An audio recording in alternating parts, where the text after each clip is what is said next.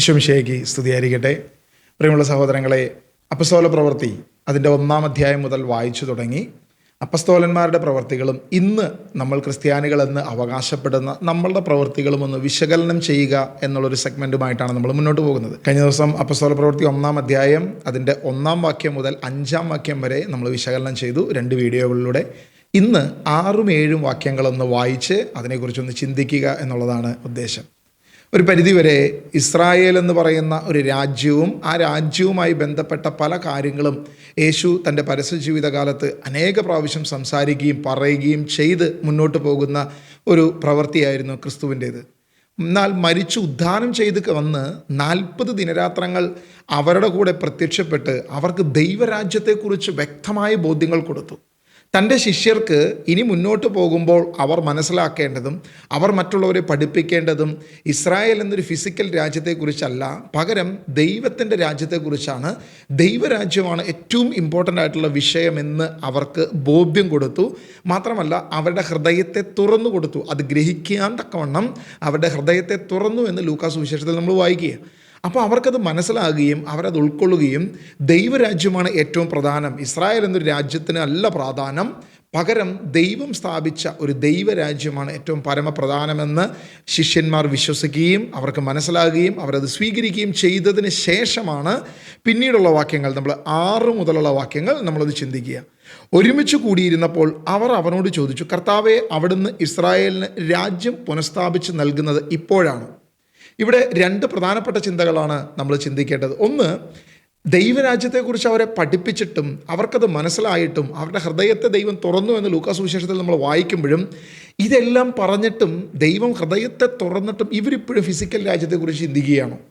എനിക്ക് തോന്നുന്നില്ല ശിഷ്യന്മാർ പിന്നെയും ഫിസിക്കൽ രാജ്യത്തെക്കുറിച്ച് ചിന്തിച്ച് മൂഢന്മാരെ പോലെ ഇന്നത്തെ നമ്മളെപ്പോലെ ആകും എന്ന് ഞാൻ വിശ്വസിക്കുന്നില്ല, ഞാൻ ചിന്തിക്കുന്നില്ല.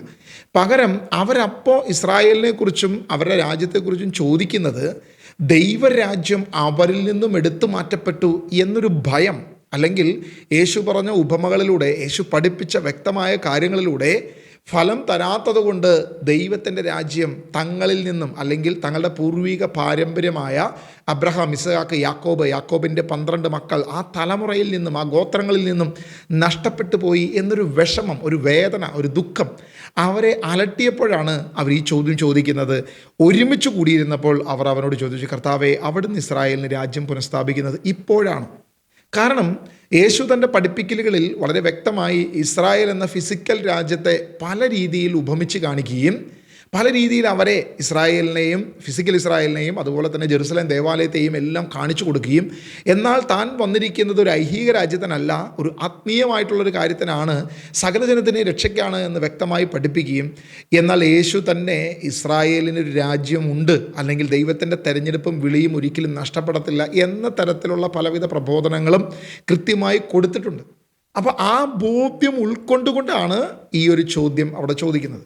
നമ്മൾ ആ ചോദ്യം ചോദിക്കുമ്പം ശിഷ്യന്മാരെ സംബന്ധിച്ചിടത്തോളം നമ്മൾ നോക്കുക, AD ആരംഭത്തിൽ, അല്ലെങ്കിൽ AD 1-ാം നൂറ്റാണ്ടിലാണ് ഇത് നടക്കുന്നത് എന്ന് നമ്മൾ ചിന്തിക്കുമ്പം, ഏകദേശം AD 33 യേശു ക്രിസ്തുവിൻ്റെ മരണ ഉത്ഥാനത്തിന് ശേഷമുള്ള ഒരു കാര്യത്തിലാണ് നമ്മളിത് വിശകലനം ചെയ്യുന്നത് എങ്കിൽ നമ്മളൊരു കാര്യം ആലോചിക്കുക, അപ്പോൾ ഇസ്രായേലിന് രാജ്യം നഷ്ടപ്പെട്ടു പോകും.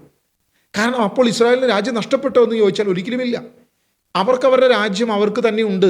എന്നാൽ റോമൻ ഭരണത്തിൻ്റെ കീഴിൽ അത്യാവശ്യം സ്വാതന്ത്ര്യങ്ങൾ അനുഭവിച്ചുകൊണ്ട് മുന്നോട്ട് പോവുകയും, എന്നാൽ റോമൻ അധിനിവേശം അതിൻ്റേതായ തരത്തിൽ റോമൻ അധികാരത്തിലും ആ ഒരു പ്രതികൂലത്തിലുമാണ് അവർ നിൽക്കുന്നത് എന്ന് നമുക്ക് വ്യക്തമായിട്ട് മനസ്സിലാക്കാം. അപ്പോൾ എന്തുകൊണ്ടാണ് ശിഷ്യന്മാർ ഇങ്ങനെ ചോദിക്കുന്നത്, ഇസ്രായേലിന് രാജ്യം പുനഃസ്ഥാപിച്ചു കൊടുക്കുന്നത് ഇപ്പോഴാണോ എന്ന് ചോദിക്കുന്നത്? മുൻപ് പല പ്രാവശ്യം ഇസ്രായേൽ ആക്രമിക്കപ്പെട്ടു. വളരെ വ്യക്തമായിട്ട് നമ്മൾ കാണുന്നുണ്ട്. BC 722 അസീറിയൻ അക്രമം വളരെ ശക്തമായി ഇസ്രായേലിലേക്ക് കടന്നു വന്നു. അന്ന് ഇസ്രായേൽ 2 രാജ്യമായി, അതായത് നമ്മൾ ഇന്ന് കാണുന്ന ഈ പറയുന്ന ഇസ്രായേൽ എന്നും യൂദയ എന്നും 2 രാജ്യങ്ങളായി തിരിയപ്പെടുകയും, ഏകദേശം 10 ഗോത്രങ്ങൾ ഇസ്രായേൽ എന്നും 2 ഗോത്രങ്ങൾ യൂദയ എന്നും അറിയപ്പെടുന്ന രീതിയിൽ 2 വിഭജിക്കപ്പെട്ട് കിടക്കുന്ന ഒരു കാലഘട്ടത്തിലാണ് BC 722 കാലഘട്ടത്തിൽ അസീറിയ വന്ന് പൂർണ്ണമായി ഇസ്രായേലിനെ നശിപ്പിക്കുന്നത്. അന്ന് ഇസ്രായേൽ എന്ന് പറയുന്ന രാജ്യം പൂർണ്ണമായി നശിക്കുന്നു, അതായത് തെക്കേ രാജ്യം പൂർണ്ണമായി നശിക്കുന്നു. വളരെ വ്യക്തതയോടുകൂടി അവർ അസീറിയൻ അതിക്രമത്തിൽ അല്ലെങ്കിൽ അധിനിവേശത്തിലേക്ക് പൂർണ്ണമായി പോകുന്നത് നമ്മൾ ചരിത്രം പരിശോധിച്ചാൽ നമ്മൾ കാണുന്നത്. വീണ്ടും BC 586 വരുമ്പോൾ ബാബിലോണിൻ്റെ വലിയൊരു അക്രമം യൂദയാക്ക് നേരെ ഉണ്ടാകുന്നു. യൂദയായും ആ വലിയ ബാബിലോൺ പ്രവാസകാലത്തിലേക്ക് പോകുന്നതും ദാനിയേലിൻ്റെ പുസ്തകവും മറ്റു കാര്യങ്ങളൊക്കെ നമ്മൾ പിന്നെയും കാണുന്നുണ്ട്. ഇങ്ങനെ രണ്ട് സമയത്തും രണ്ട് രീതിയിലും പൂർണ്ണമായി യൂദയാകട്ടെ ഈ പറയുന്ന ഇസ്രായേൽ ആകട്ടെ അസീറിയയിലൂടെയും ബാബിലോണിലൂടെയും ആക്രമണത്തിലൂടെ പൂർണ്ണമായി അവരുടെ രാജ്യം നഷ്ടപ്പെടുന്നു. പിന്നീട് വീണ്ടും ബാബിലോൺ പ്രവാസം കഴിഞ്ഞ് തിരിച്ചു വരുന്നു. നെഹമ്യാ അവരെയൊക്കെ കാണാം, നമുക്ക് കാണാം. മക്കബായരുടെ കാലം കാണാം, മക്കബായി യുദ്ധങ്ങൾ കാണാം. ഇങ്ങനെയൊക്കെ ആയിട്ട് ഇസ്രായേൽ തൻ്റെ രാജ്യത്തിലേക്ക് തിരിച്ചു വരുമ്പോഴും അവിടെ റോമൻ അധിനിവേശം തന്നെ അവിടെ നിൽക്കുന്നത്. ഒരിക്കലും ഒരു പൂർണ്ണമായ സ്വാതന്ത്ര്യത്തിലല്ല ഇസ്രായേൽ നിൽക്കുന്നത്. ഇത്രയും ചരിത്രങ്ങൾ നമ്മൾ പരിശോധിക്കുമ്പം ഇസ്രായേലിന് രണ്ട് അധിനിവേശങ്ങളിലൂടെ അവരുടെ രാജ്യം നഷ്ടപ്പെടുകയും എന്നാൽ ദൈവം വീണ്ടും അത് തിരിച്ചു കൊടുക്കുകയും അത്യാവശ്യം സ്വാതന്ത്ര്യത്തോടെ അവർ മുന്നോട്ട് പോവുകയും ചെയ്യുമ്പോൾ റോമൻ അധിനിവേശം അവിടെ ഉണ്ടെങ്കിലും ആ സ്വാതന്ത്ര്യത്തിൽ അവരുടേതായ ആരാധനാക്രമങ്ങളോ കാര്യങ്ങളോ ഒരു തടസ്സവുമില്ലാതെ മുന്നോട്ട് പോകുന്ന കാലമാണ് യേശു ക്രിസ്തുവിൻ്റെ കാലഘട്ടം. എന്നാൽ യേശുവിനോട് ശിഷ്യന്മാർ ചോദിക്കുന്നത്, എപ്പോഴാണ് നീ രാജ്യം പുനഃസ്ഥാപിച്ചു തരിക? ഇത് ശിഷ്യന്മാർ ചോദിക്കാനുള്ള വ്യക്തമായ കാരണം യേശു ക്രിസ്തുവിൻ്റെ മരണത്തിന് മുൻപ് ഏകദേശം യേശു രാജകീയ പ്രവേശനത്തിന് ശേഷം ജെറുസലേം ദേവാലയം വിശുദ്ധീകരണത്തിന് ശേഷം അവിടെയുള്ള കച്ചവടക്കാരെ മുഴുവൻ ആട്ടിപ്പുറത്താക്കിയതിന് ശേഷം യേശു ആ അൾത്താരയുടെ അല്ലെങ്കിൽ ആ ദേവാലയത്തിൻ്റെ മുൻപിൽ തന്നെ നിന്നുകൊണ്ട് ഒരു ഉപമ വ്യക്തമായിട്ട് പറഞ്ഞു. മുന്തിരിത്തോട്ടത്തിൻ്റെ ഉപമ. മുന്തിരിത്തോട്ടം നട്ടുപിടിപ്പിച്ചു. ഞാൻ എൻ്റെ മുന്തിരിത്തോട്ടത്തെ ചില ആളുകളെ ഏൽപ്പിച്ചു, മേൽനോട്ടക്കാരെ ഏൽപ്പിച്ചു, അധികാരികളെ ഏൽപ്പിച്ചു, പുരോഹിതരെ ഏൽപ്പിച്ചു. ഈ പറയുന്ന നിയമജ്ഞർ, ഫരിസേയർ, പുരോഹിതർ, ഈ പറയുന്ന പല ഘടകങ്ങൾ അതിൻ്റെ മേൽനോട്ടക്കാരായി മുന്നോട്ട് പോകുന്നൊരു കാലഘട്ടത്തിലാണ് യേശു വ്യക്തമായി അവർ കേൾക്കെ, പുരോഹിതരെന്ന് സ്വയം അഭിമാനിക്കുന്ന ആളുകൾ കേൾക്കെ തന്നെയാണ് യേശു ഈ ഉപമ പറയുന്നത്. അതിൻ്റെ അവസാനം മത്തായി സുവിശേഷം അതിൻ്റെ 21-ാം അധ്യായത്തിൽ നമ്മൾ വ്യക്തമായിട്ട് നമ്മൾ വായിക്കുന്നുണ്ട്. അതിൻ്റെ 42 മുതൽ യേശു അവരോട് പറഞ്ഞു, പണിക്കാർ ഉപേക്ഷിച്ച് കളഞ്ഞ കല്ല് മൂലക്കല്ലായി തീർന്നിരിക്കുന്നു. ഇത് കർത്താവിൻ്റെ പ്രവൃത്തിയാണ്, നമ്മളുടെ ദൃഷ്ടിയിൽ ഇത് അത്ഭുതകരമായിരിക്കുന്നു എന്ന് വിശുദ്ധ ലിഖിതങ്ങളിൽ നിങ്ങൾ വായിച്ചിട്ടില്ലേ? ദൈവം പഴയ നിയമ പ്രവചനം തന്നെ എടുത്തിട്ട് കർത്താവായ യേശു ക്രിസ്തു വ്യക്തമായിട്ട് വെളിപ്പെടുത്തുകയും നിങ്ങളിത് വായിച്ചിട്ടില്ലേ? നിങ്ങൾ തള്ളിക്കളഞ്ഞ കല്ല് മൂലക്കല്ലായി തീർന്നു. ഇന്ന് ക്രിസ്തുവിനെ ആർക്കും വേണ്ട. ഇന്ന് ഇസ്രായേൽ ജനം അന്ന് എങ്ങനെയായിരുന്നോ അതേ കാലഘട്ടത്തിൽ തന്നെയാണ് ഇന്ന് നമ്മൾ കടന്നു പോകുന്നത്. ഇസ്രായേൽ നമുക്കൊരു ദൃഷ്ടാന്തമാണ്. വ്യക്തതയോടുകൂടി ഇസ്രായേലിനെ നമ്മൾ പഠിച്ചാൽ നമ്മൾ പോകുന്നത് ശരിയോ തെറ്റോ എന്ന് നമുക്ക് പരിശോധിക്കാൻ പറ്റും. നമ്മളിന്ന് അപ്പസ്തോല പ്രവൃത്തിയിലൂടെ നമ്മൾ കടന്നു പോകുന്നത്. അപ്പസ്തോലന്മാരുടെ പ്രവൃത്തി എന്തായിരുന്നു? യേശുവിനെ നേരിൽ കണ്ട് തൊട്ട് കേട്ട് അനുഭവിച്ച് ജീവൻ്റെ ദൈവമായി അവർ അംഗീകരിച്ച് സ്വീകരിച്ച് മറ്റുള്ളവർക്ക് തന്ന ആ ക്രിസ്തുവിനെ അവർ അനുഭവിച്ചു കഴിഞ്ഞപ്പം അവർ ചില പാരമ്പര്യങ്ങളെ ഉപേക്ഷിച്ചു, ചില തെറ്റുകളെ അവർ പൂർണ്ണമായി ഉപേക്ഷിച്ചു, ചില തിന്മകളെ അവർ പൂർണ്ണമായി വിട്ടുകളഞ്ഞു. അന്യദേവന്മാരുടെ പിന്നാലെ പോകുന്നത്, അന്യ ആചാരങ്ങളുടെ പിന്നാലെ പോകുന്നത്, ഇതെല്ലാം അവർ ഉപേക്ഷിച്ചു. പകരം ഏക സത്യദൈവമായ യേശു ക്രിസ്തുവിനെ മാത്രം അവർ പ്രഘോഷിക്കുകയും ആരാധിക്കുകയും ചെയ്ത് മുന്നോട്ട് പോയി. എന്നാൽ അധികാരികൾ യേശുവിനെ, മൂലക്കല്ലായി തീർന്ന യേശുവിനെ തള്ളിക്കളഞ്ഞു എന്നാണ് യേശു തന്നെ പറയുന്നത്.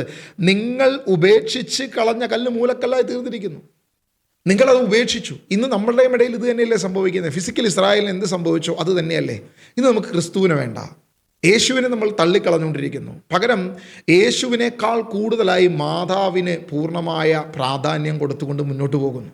അതല്ലെങ്കിൽ വിശുദ്ധന്മാർക്ക്, അതല്ലെങ്കിൽ ഫിസിക്കൽ ആചാരങ്ങൾക്ക്, അനുഷ്ഠാനങ്ങൾക്ക്, പെരുന്നാളുകൾക്ക് എന്ന് വേണ്ട ആഘോഷങ്ങളും കോലാഹലങ്ങൾക്കും മാത്രം ഒരു പ്രാധാന്യം കൊടുത്തുകൊണ്ട് മുന്നോട്ട് പോകുമ്പം ക്രിസ്തീയ സഭയുടെ അവസ്ഥ എന്താണ് എന്ന് സ്വയം ഒന്ന് ചിന്തിച്ചു നോക്കുക.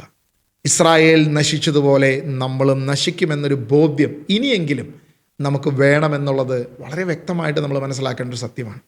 കാരണം തൊട്ടടുത്ത വാക്യത്തിൽ കർത്താവ് പറയുന്നൊരു കാര്യമുണ്ട്. അതുകൊണ്ട് 43-ാം വാക്യം, അതുകൊണ്ട് ഞാൻ നിങ്ങളോട് പറയുന്നു, ദൈവരാജ്യം നിങ്ങളിൽ നിന്നെടുത്ത് ഫലം പുറപ്പെടുവിക്കുന്ന ജനതയ്ക്ക് നൽകപ്പെടും.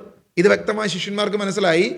ദൈവരാജ്യം ഫലം പുറപ്പെടുവിക്കാത്തത് കൊണ്ട് ഇസ്രായേലെ, ഈ പറയുന്ന പുരോഹിത വർഗമേ, ഈ പറയുന്ന നിയമജ്ഞരും ഫരിസേയരും സന്നദ്ധരും സംഘവുമൊക്കെ അടങ്ങുന്ന വലിയ തൊങ്ങലുകളൊക്കെയായി മുന്നോട്ട് പോകുന്ന ഈ സംഘത്തോട് മുഖത്ത് നോക്കി യേശു കർത്താവ് വിളിച്ചു പറയുകയാണ്, ഫലം തരാത്തത് കൊണ്ട് ദൈവരാജ്യം നിങ്ങളിൽ നിന്നെടുത്ത് ഫലം പുറപ്പെടുവിക്കുന്നവരുടെ കരങ്ങളിൽ ഞാൻ ഏൽപ്പിക്കും. ഞാൻ ഒരു കാലത്ത് നിങ്ങളെ ഏൽപ്പിച്ചു, നിങ്ങളതിൻ്റെ മേൽനോട്ടക്കാരായിരുന്നു, നിങ്ങളത് വ്യക്തമായി നോക്കണമായിരുന്നു. എന്നാൽ ദൈവത്തിന് പ്രാധാന്യം കൊടുക്കാതെ കർമ്മങ്ങൾക്ക് പ്രാധാന്യം കൊടുത്തു.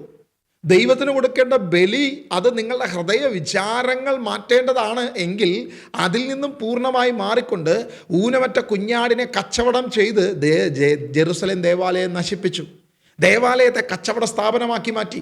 ഇങ്ങനെ കച്ചവട സ്ഥാപനമാക്കി മാറ്റിയതിനെ അടിച്ചു പുറത്താക്കിയിട്ടാണ് കർത്താവ് പറയുന്നത്, ഫലം തരാത്ത നിങ്ങളെ ഞാൻ വലിച്ചെറിയും, നിങ്ങളിൽ നിന്നും ആ രാജ്യം ഞാൻ എടുത്ത് മറ്റ് ഫലം തരുന്നവരെ ഏൽപ്പിക്കുമെന്ന് യേശു കർത്താവ് വ്യക്തമായിട്ട് പഠിപ്പിക്കുന്നത്. ഇത് നമുക്കുള്ള മുന്നറിയിപ്പാണ്. അപ്പോസ്തലന്മാരുടെ പ്രവൃത്തി വായിക്കുമ്പം ദൈവരാജ്യം നമ്മളിൽ ഉണ്ടോ എന്ന് നമ്മൾ പരിശോധിക്കണം. അല്ലെങ്കിൽ നമ്മൾ ഫലം കൊടുക്കുന്നുണ്ടോ എന്ന് നമ്മൾ പരിശോധിക്കണം. ദൈവത്തിന് ആഗ്രഹിക്കുന്ന ഹിതപ്രകാരമുള്ള ഫലം നമ്മൾ കൊടുത്തില്ലെങ്കിൽ എത്ര വലുതാണ്, എത്ര വലിയ സഭയാണ്, എത്ര വലുതാണെന്നൊന്നും പറഞ്ഞിട്ടൊരു കാര്യമില്ല. നമ്മളിൽ നിന്നും ഫലം പുറപ്പെടുവിക്കുന്നവരിലേക്ക് ദൈവരാജ്യം എടുത്ത് കൊടുക്കപ്പെടുന്ന ഒരു കാലഘട്ടത്തിലാണ് നമ്മൾ പോകുന്നത്. നമ്മുടെ ചുറ്റുപാട് നോക്കുക. ക്രിസ്തീയ ഫലങ്ങൾ പുറപ്പെടുവിക്കുന്നത് നമ്മളാണോ മറ്റുള്ളവരാണോ എന്ന് സ്വയം പരിശോധിച്ച് നോക്കുക. ക്രിസ്തുവിൻ്റെ പ്രബോധനങ്ങളെ അക്ഷരം പ്രതി അനുസരിക്കുകയും അതനുസരിച്ച് പ്രവർത്തിക്കുകയും ചെയ്യുന്ന എത്ര പേരുണ്ട് നമ്മുടെ ഇടയിൽ? ഇന്ന് നമ്മളാണോ ഈ പ്രവർത്തിക്കുന്നത് എന്ന് സ്വയം പരിശോധിക്കേണ്ട ഒരു കാലഘട്ടത്തിലാണ് നമ്മൾ നിൽക്കുന്നത്. AD 70 വന്നപ്പം ഈ യേശു ക്രിസ്തുവിനെ തള്ളിക്കളഞ്ഞ്, മൂലക്കല്ലായ ക്രിസ്തുവിനെ തള്ളിക്കളഞ്ഞ് ഇസ്രായേൽ ജനത്തിന് എന്ത് സംഭവിച്ചു എന്ന് വ്യക്തമായിട്ട് ചരിത്രം നമ്മളെ പഠിപ്പിക്കുകയാണ്. തീത്തോസിൻ്റെ സൈന്യം വന്ന് ഇസ്രായേലിനെ ആക്രമിച്ചു, ജെറുസലേം ദേവാലയത്തെ നശിപ്പിച്ചു, അവരുടെ പ്രൗഢഗംഭീരമായ സകലത്തിനെയും തകർത്തെറിഞ്ഞുകൊണ്ട് അതിനെയൊന്നും ഇല്ലാതെ ഒന്നുമല്ലാതെ ആക്കിക്കൊണ്ട് അവരെ പൂർണ്ണമായി നശിപ്പിക്കുന്ന ഒരവസ്ഥയാണ് AD 70 നമ്മൾ കാണുന്നത്. AD 135 നടന്ന ബാർ കോഖ്ബ എന്ന കലാപത്തിന് ശേഷം ഹഡ്രിയാൻ ഇസ്രായേലിനെ പൂർണ്ണമായി നാടുകടത്തുകയാണ് ചെയ്യുന്നത്. റോമൻ ചക്രവർത്തിയായ ഹഡ്രിയാൻ അദ്ദേഹത്തിൻ്റെ ക്രൂരമായ പ്രവർത്തികളിലൂടെ പൂർണ്ണമായി, അതായത് ഒരു യഹൂദൻ പോലും അതിൻ്റെ അകത്ത് പ്രവേശിക്കാൻ പാടില്ല എന്ന് കൽപ്പന പുറപ്പെടുവിക്കുന്നത് നമ്മൾ പിന്നീട് കാണുന്നത്. അപ്പോൾ ഇസ്രായേലിന് അവരുടെ രാജ്യം പൂർണ്ണമായി നഷ്ടപ്പെടുന്നു. AD 135 മുതൽ AD 40 വരെ, 140 വരെ ഉള്ള കാലഘട്ടങ്ങൾ നമ്മൾ നോക്കിക്കഴിഞ്ഞാൽ AD 150 ഒരൊറ്റ യഹൂദൻ പോലും ഇല്ലാത്ത അവസ്ഥയിൽ, അത്രത്തോളം ശൂന്യമാക്കപ്പെടുന്ന അവസ്ഥയിൽ അവർ പുറന്തള്ളപ്പെട്ടുവെങ്കിൽ, അവരുടെ ദേവാലയം അവർക്ക് നഷ്ടപ്പെട്ടുവെങ്കിൽ, അവരുടെ പ്രൗഢഗംഭീരമായ സകല അധികാരങ്ങളും അവകാശങ്ങളും നഷ്ടപ്പെട്ട് പല രാജ്യങ്ങളിലേക്ക്, ഈ ലോകത്തെ വിവിധമായ രാജ്യങ്ങളിലേക്ക് അവർ ചെക്കേറി പാർക്കേണ്ടി വരുന്ന ഒരു അവസ്ഥയിലേക്ക്, ഇന്ന് ഈ കേരളത്തിൽ വരെ വന്ന് ജീവൻ നിലനിർത്തേണ്ട ഒരു അവസ്ഥയിലേക്ക് കടന്നു പോയെങ്കിൽ നമ്മൾ ചിന്തിക്കുക യേശുവിനെ തള്ളിക്കളഞ്ഞപ്പോൾ സംഭവിച്ചതാണ് ഈ വലിയ നാശം. ഇന്ന് നമ്മൾ അപ്പസ്തോലന്മാരുടെ പ്രവൃത്തിക്ക് അനുകൂലമല്ലാത്ത പ്രവൃത്തിയാണ് നമ്മളും നടത്തുന്നതെങ്കിൽ, അപ്പസ്തോലികമായ ദൈവം പഠിപ്പിച്ച കാര്യങ്ങളിൽ നിന്നും വ്യതിചലിച്ചുകൊണ്ടാണ് നമ്മൾ മുന്നോട്ട് പോകുന്നതെങ്കിൽ, നമുക്ക് പറയാൻ പറ്റും, ഞങ്ങൾക്ക് ഇന്ന പള്ളികളുണ്ട്, ഇന്ന അതിരൂപതകളുണ്ട്, ഇന്ന രൂപതകളുണ്ട്, ഇന്ന മെത്രാന്മാരുണ്ട്, ഞങ്ങൾക്ക് ഇന്ന പാരമ്പര്യങ്ങളുണ്ട്, ഇന്ന സൂനകദോസുകളുണ്ട്, ഇതെല്ലാം നമുക്ക് പറയാൻ പറ്റും. പക്ഷേ ഇതെല്ലാം പറയുന്നത് ഒരു പക്ഷേ അധിനിവേശത്തിൽ പൂർണ്ണമായി തകർക്കപ്പെട്ട് പ്രവാസത്തിലേക്ക് പോകേണ്ടി വരുന്ന നാശത്തിൻ്റെ ഒരു കാലഘട്ടത്തിൽ കരഞ്ഞുകൊണ്ട് പറയേണ്ടി വരുന്നൊരവസ്ഥ വരുമോ എന്ന് നമ്മൾ സ്വയം ചിന്തിക്കണം. പ്രിയമുള്ളവരെ, ദൈവം നമ്മെ തെരഞ്ഞെടുത്തതിനൊരു പ്രത്യേക ഉദ്ദേശമുണ്ട്, ദൈവത്തിനൊരു ഹിതമുണ്ട്. അത് അപ്പസ്തോലന്മാരിലൂടെ നമുക്ക് വെളിപ്പെടുത്തിയ യേശു ക്രിസ്തുവിൻ്റെ പദ്ധതി. നിന്നെ തെരഞ്ഞെടുത്തിരിക്കുന്നത് അത് നാശത്തിനല്ല, അനുഗ്രഹത്തിന് വേണ്ടിയിട്ടാണ്. ലോകത്തിനോട് നിന്നെ സുവിശേഷം പ്രഘോഷിപ്പാനാണ് തെരഞ്ഞെടുത്തിരിക്കുന്നത് എന്നൊരു ബോധ്യം ഓരോ ക്രിസ്ത്യാനിക്കും വേണം. അപ്പസ്തോലന്മാരുടെ പ്രവൃത്തി എന്തായിരുന്നു, അതനുസരിച്ച് മുന്നോട്ട് പോകുവാൻ ദൈവം നമുക്കൊരു കൃപ നൽകട്ടെ. യേശു വ്യക്തമായിട്ട് അപ്പസ്തോല പ്രവൃത്തിയിൽ ഒരു മറുപടി കൊടുക്കുന്നുണ്ട്. ഇപ്പോഴാണോ രാജ്യം പുനഃസ്ഥാപിച്ച് തരുന്നത് എന്ന ചോദ്യത്തിന് അവൻ മറുപടി പറഞ്ഞു, പിതാവ് സ്വന്തം അധികാരത്തിൽ ഉറപ്പിച്ചിട്ടുള്ള സമയമോ കാലമോ നിങ്ങൾ അറിയേണ്ട കാര്യമില്ല. ശിഷ്യന്മാരോട് പറയുകയാണ്, പ്രിയപ്പെട്ട മക്കളെ, ദൈവം തൻ്റെ രാജ്യത്തെ പുനഃസ്ഥാപിക്കും, വീണ്ടെടുക്കും. ദൈവം തൻ്റെ രാജ്യം വീണ്ടും കൊടുക്കും. ഇസ്രായേലിനെ തൻ്റെ രാജ്യത്തെ വീണ്ടും കൊടുത്തു. AD 1948 വീണ്ടും തൻ്റെ രാജ്യത്തെ വീണ്ടും കൊടുത്തു. അങ്ങനെ പുനഃസ്ഥാപിക്കുന്ന ഒരു കാലഘട്ടമുണ്ട്. അത് നിങ്ങൾ അറിയേണ്ട കാര്യമില്ല. അത് പിതാവായ ദൈവത്തിനും എനിക്കും ഞങ്ങൾക്ക് അറിയാം. യേശുവിനോട് മുൻപ് ചോദിക്കുന്നുണ്ട് ഇതേ കാര്യം തന്നെ, ലോകാവസാനം എപ്പോഴാണ് എന്ന് ചോദിക്കുന്നൊരു കാര്യമുണ്ട്. അപ്പോൾ യേശു പറയുന്ന മറുപടി വളരെ വ്യക്തതയാണ്, എനിക്ക് പോലും അറിയില്ല, അതായത് പുത്രന് പോലും അറിയില്ല, പിതാവിനല്ലാതെ മറ്റാർക്കും അറിയില്ല എന്നൊരു മറുപടിയാണ് അവിടെ പുത്രൻ കൊടുക്കുന്നത്. കാരണം തന്നെ ശൂന്യനാക്കി ദാസൻ്റെ രൂപം സ്വീകരിച്ച് പൂർണ്ണ മനുഷ്യനായി ഭൂമിയിലേക്ക് വരുമ്പം ആ ദൈവത്വം ഉപയോഗിക്കാത്ത ക്രിസ്തു വ്യക്തമായിട്ട് പറയുകയാണ്, ഞാനൊരു മനുഷ്യനായി നിൽക്കുമ്പം, അതായത് യേശു തൻ്റെ പൂർണ്ണ മനുഷ്യനായി ഭൂമിയിൽ നിന്ന് അവൻ്റെ പൂർണ്ണതയിൽ നിന്നുകൊണ്ട് യേശു പറയുകയാണ്, അതെനിക്കറിയില്ല, പുത്രൻ പോലും അറിയേണ്ട ആവശ്യമില്ല. അതാണ് അവിടുത്തെ മറുപടി. എന്നാൽ ഇവിടെ എനിക്കറിയില്ല എന്നുള്ള മറുപടി അല്ല കൊടുക്കുന്നത്. കാരണം കാൽവരിയിൽ ക്രൂശിതനായ ക്രിസ്തു, ഉയർത്തെഴുന്നേറ്റ ക്രിസ്തു, ആ ക്രൂശിക്കപ്പെട്ടതിന് ശേഷം ഉയർത്തെഴുന്നേറ്റ് ആ ദൈവമായ ക്രിസ്തു വ്യക്തമായിട്ട് പറയുക, നിങ്ങളറിയേണ്ട കാര്യമില്ല, നിങ്ങളത് അറിയേണ്ട കാര്യമില്ല, അത് ദൈവത്തിന് അറിയാൻ കൃത്യമായൊരു സമയം. നിങ്ങൾ ആലോചിച്ച് നോക്കുക, ഇതാ ഇസ്രായേൽ വീണ്ടെടുക്കപ്പെട്ടു, അവന് രാജ്യം പുനഃസ്ഥാപിക്കപ്പെട്ടു. യുദ്ധങ്ങളും കാഹളങ്ങളും നമ്മുടെ ചുറ്റും നടക്കുക, അനേക പ്രതികൂലങ്ങൾ നമ്മുടെ ചുറ്റും നടക്കുക. ഇന്നും നമ്മൾ മാനസാന്തരപ്പെടുന്നില്ലെങ്കിൽ ഇന്നെന്ന ദിവസം നമുക്ക് നൽകിയിരിക്കുന്നത് യഥാർത്ഥമായൊരു മാനസാന്തരത്തിലേക്ക്. ആചാരങ്ങളോ അനുഷ്ഠാനങ്ങളോ അല്ല നിന്നെ രക്ഷപ്പെടുത്തുന്നത്, യേശുവിലുള്ള വിശ്വാസമാണ്. വിശുദ്ധരോ മറ്റ് പലരുമല്ല നിന്നെ രക്ഷ നൽകുന്നത്, യേശു ക്രിസ്തുവാണ്. പൗലോസ് അപ്പോസ്തലൻ തന്നെ പറയുകയാണ്, ഞങ്ങളല്ല നിങ്ങൾക്ക് വേണ്ടി ക്രൂശിക്കപ്പെട്ടത്, ക്രിസ്തുവാണ്. ക്രിസ്തുവിനെ വിഭജിക്കരുത്. യേശു ക്രിസ്തുവിൻ്റെ മേഖലകൾ നിങ്ങൾ വിഭജിച്ച് മറ്റുള്ളവർക്ക് കൊടുക്കരുത്. യേശുവാണ് ഏക രക്ഷകൻ. രക്ഷാമാർഗം ക്രിസ്തു മാത്രമേ ഉള്ളൂ. ഒരു സഹരക്ഷകനുമില്ല, ഒരു സഹരക്ഷകയുമില്ല. യേശുവല്ലാതെ മറ്റൊരു രക്ഷയില്ല എന്ന് പ്രഖ്യാപിക്കാൻ നമുക്ക് കഴിയണം, എന്ന് ആശ്രയിക്കാൻ നമുക്ക് കഴിയണം. അങ്ങനെയെങ്കിൽ നമ്മളെ യഥാർത്ഥമായി വിളിക്കും കർത്താവ്, നിങ്ങളാണ് ആ മൂലക്കല്ലായ ക്രിസ്തുവിൻ്റെ മക്കൾ, ക്രിസ്ത്യാനികൾ എന്ന് ദൈവം സ്വർഗത്തിൽ നമ്മളെ വിളിക്കാനിടയാക്കും. അതിനുവേണ്ടി ദൈവം നമ്മെ അനുഗ്രഹിക്കട്ടെ. അപ്പസ്തോലന്മാരുടെ പ്രവർത്തികളിൽ നിന്നും വ്യതിചലിക്കപ്പെട്ട നമ്മുടെ ജീവിത മാർഗങ്ങൾ, ജീവിത രീതികൾ, പാരമ്പര്യങ്ങൾ ഉപേക്ഷിക്കുവാൻ എത്ര പേര് തയ്യാറെടുക്കുന്നു? ആചാരങ്ങളിലൂടെയല്ല, പെരുന്നാൾ നടത്തുന്നതിലൂടെയല്ല, അനുഷ്ഠാനങ്ങളിലൂടെയല്ല, ഏതെങ്കിലും നൊവേന പള്ളിയിൽ പോയത് കൊണ്ടല്ല ഞാൻ അനുഗ്രഹിക്കപ്പെടുന്നത്. അനുഗ്രഹിക്കപ്പെടേണ്ടത് ക്രിസ്തുവെന്ന ഏക സത്യദൈവത്തിൽ ആശ്രയിക്കുമ്പോൾ, അവൻ്റെ വിശുദ്ധ കുർബാനയിൽ, ആ കുർബാനയിലൂടെ നമുക്ക് നൽകപ്പെടുന്ന യേശുവിൻ്റെ ശരീര രക്തങ്ങളെ ആശ്രയിക്കുമ്പോൾ, അത് നമുക്ക് വേണ്ടി ഒഴുകപ്പെട്ട, കാൽവരിയിൽ ക്രൂശിക്കപ്പെട്ട ക്രിസ്തുവിൻ്റെ രക്തത്തിലേക്ക് നമ്മളെ തന്നെ വിട്ടുകൊടുക്കുമ്പോഴാണ് ഒരുവൻ ദൈവത്തിൽ ആശ്രയിക്കുന്നതും അനുഗ്രഹിക്കപ്പെടുന്നതും വിടുവിക്കപ്പെടുന്നുമെന്ന് ഇനിയെങ്കിലും ബോധ്യത്തോടെ തിരിച്ചറിയുവാൻ ദൈവം കൃപ നൽകട്ടെ. ദൈവം അനുഗ്രഹിക്കട്ടെ എന്ന് പ്രാർത്ഥിക്കുന്നു. God bless you.